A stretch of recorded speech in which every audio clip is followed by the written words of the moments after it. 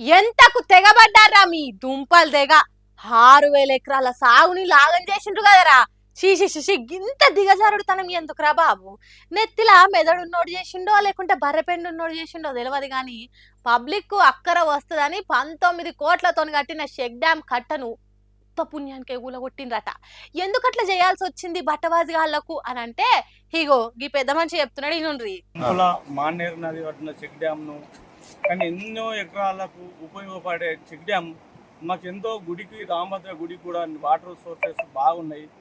దీని కింద పొలాలు కూడా దాదాపు 6,000-7,000 ఎకరాలు కూడా రైతులు బాగుపడేది. కట్టినని దుండగులు ఈ ఇసుక మాపి వల్లనే ఇసుక మాపి వాళ్ళే దీన్ని గుల్లగొట్టినని బహుగోటంగా మేము చెప్పడం జరుగుతుంది.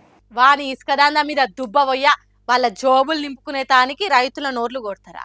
పచ్చటి పంటలు పండించే నీళ్లను కిందికి పోయేటట్టు చేస్తారా? బంగారం అసొంటి షెక్ డ్యామ్ ను కూలగొట్టాలని మనసు ఎట్లా వచ్చింది కావచ్చు వాళ్ళ దొంగ బుద్ధిల దుబ్బవయ్యా. పెద్దపల్లి జిల్లా ఓదెల మండలం గుంపుల మానేరు వాగు మీద ఉన్న షెక్ డ్యామ్ ల నీళ్లు నిండుకుంటే ఇసుక దొరడు కష్టమవుతున్నదని కాంక్రీట్ కట్టను రాత్రికి రాత్రే కూలగొట్టిండ్రట. ఇంకేమున్నది, నిండు కుండ ఎండిన ఎడారి తిరగైతున్నది. ఈ డ్యామ్ ఒడ్డుకున్న ఓ గుడికి వచ్చే భక్తులు రోజు 500కి ఎక్కువనే పుణ్య స్నానాలు చేస్తారట. ఈ డ్యామ్ కట్ట ఊలగొట్టుడుతోని అటు రైతులు ఇటు భక్తులు ఇట్లా చేసినోని శీర్షింత గట్టాలే అనే కోపంతోనున్నారట. ఏమ్రా వారి, ఇసుక కోసం పంటలను నాశనం చేస్తారా?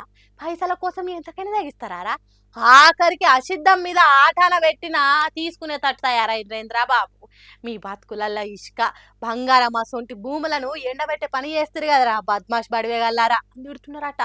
ఈ డ్యామ్ నీళ్లతోని పంటలు పండించుకునే రైతన్నలు ఓసార్లు పోలీస్ సార్లు జరా ఫాల్తుగాలు ఎవరో దొరకబట్టి పాయింట్లు వలిగేటట్టు ట్రీట్మెంట్ ఇయ్యండ్రి అని కోరుతున్నారట.